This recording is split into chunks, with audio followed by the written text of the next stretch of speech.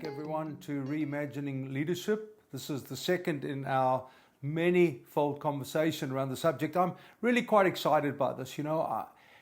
As a lover of history, I look at history in its breadth and depth and see what kind of leaders, what do they need to look like, lead like, present themselves like, both historically, biblically, and certainly currently, that each situation requires. Certain kinds of leaders look amazing in times of war, like Winston Churchill, but somehow didn't translate well into times of peace. In fact, some of the tribes of antiquity had two different leadership types. They had those who were specifically designed for war councils, and then those for times of peace.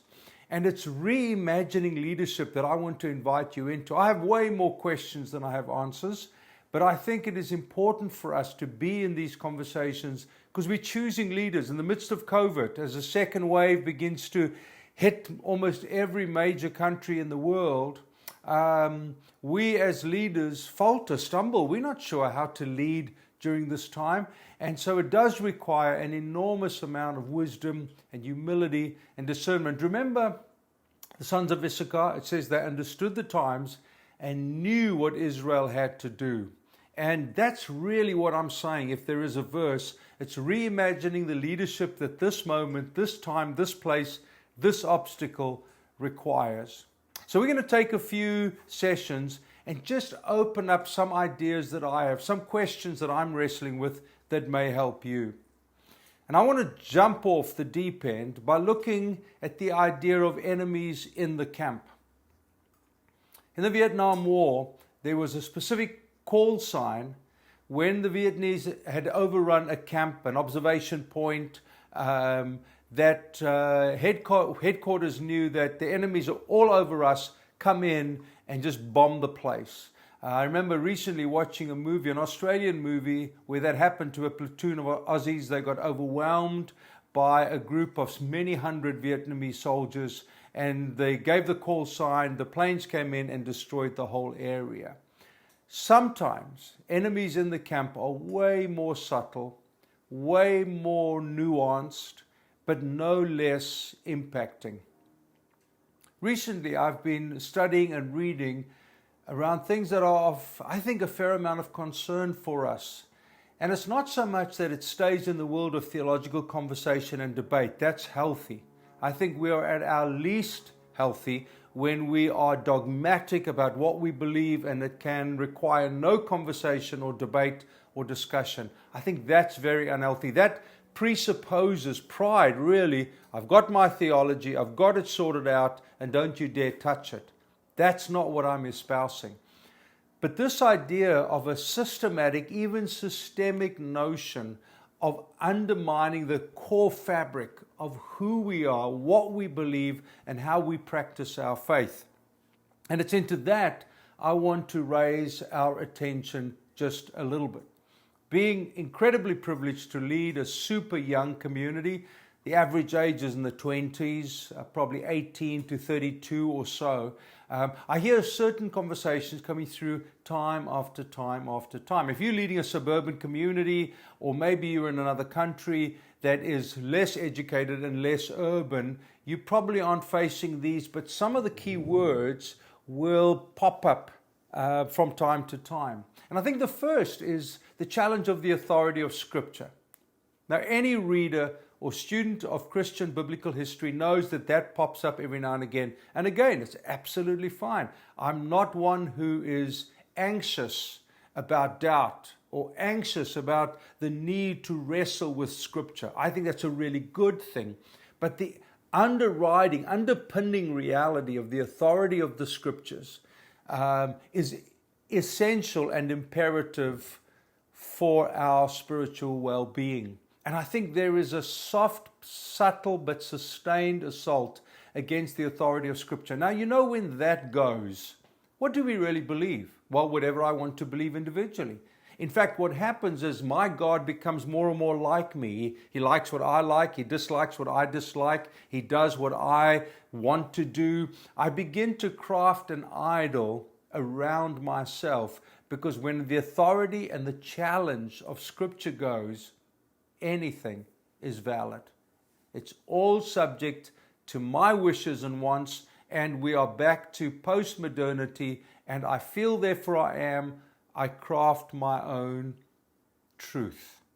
The second thing that I think is being assaulted is the very person of Jesus. Again, not a new idea. Is Jesus the hypostatic union, fully God, fully man? A complicated, mysterious piece of theology that we hold in tension with faith, of course. But it is important for us to understand that this new wave of thinking, it's not the first time around, it's not the first rodeo, it's come around again and again and again, but it's a very sustained assault against the divinity of Jesus. Yes, they would say, those of a quote-unquote more progressive Christianity. Of course, Jesus was a good man. Of course, Jesus was a man who was of high moral esteem and a great teacher in the tradition of a Gandhi or a Buddha or whoever, Muhammad. When we take the divinity of Jesus out of the conversation, we find ourselves faltering in the world of humanity. And if Jesus is not the God-man, as difficult a theology as what that is, then we end up, as I was reading in my devotions this morning, like Aaron who built the calf because they wanted an idol to worship. Thirdly, the atonement, and that certainly is under major scrutiny and assault by these progressives. You know, is this kind of some cosmic child abuse, is some of the language they use. Now, you know, the problem is if the atonement is thrown away, what do we get martyred for? What do we believe? What will we die for? If there is no atonement, and there certainly is an aggressive undermining of the very presence of hell, whatever we define hell to be, but all of that goes by the wayside, folks, and the very weight and the essence of our Christian message has been removed. And we end up really with no real reason to live. What is this? But again, just another self-help scheme, a self-improvement scheme. It has no eternal implications really, and there's no real redemption that comes with it. And John Mark Comer was saying of this progressive message, ultimately the fruit of it is local church as a community begins to disintegrate. There's no lasting fruit that is reflective of the biblical text of sacrifice and surrender and dying daily. And of course, leadership itself will ultimately be challenged. And you and I, anyone leading a young church, will hear this regularly over the last 2 to 3 years. The undermining of leadership. It should just be everyone. Everyone should have an opinion, a very flattened leadership model. Now, all of that in no way creates hopelessness or despair. What it does is it affords us the opportunity as leaders to identify the enemy in the camp. And I haven't covered it all, and I'm not even saying I'm right in all of this. But for us to understand with COVID, our people have more time, they're listening to more podcasts, reading more books, blogs, and the rest. And this is leaking its way into especially an already fragile millennial Gen Z community. And as a result of that, as they move furniture upstairs, as a result of that, we find our people very fragile, already moving away from the church, already moving away from their faith. And there's a very subtle persistence to that.